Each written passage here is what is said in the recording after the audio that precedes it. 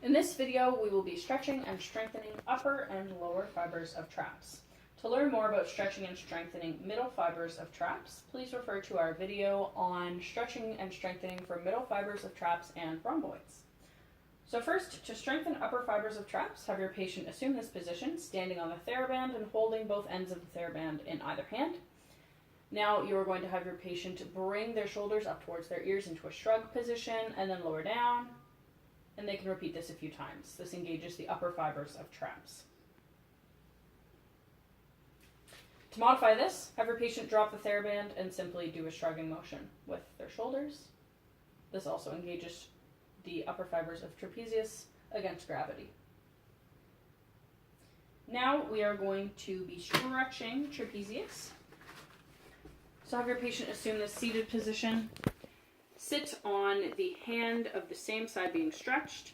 They're then going to bring the opposite ear to the opposite shoulder and place their other hand on top of their head to bring them into a deeper stretch. To modify this and make it easier, you can have your patient sit with their hands in their lap and simply bring their ear to their shoulder. Now we are going to be strengthening lower fibers of trapezius. So have your patient assume this position lying on the floor with their arms stretched out in front of them in a Y position.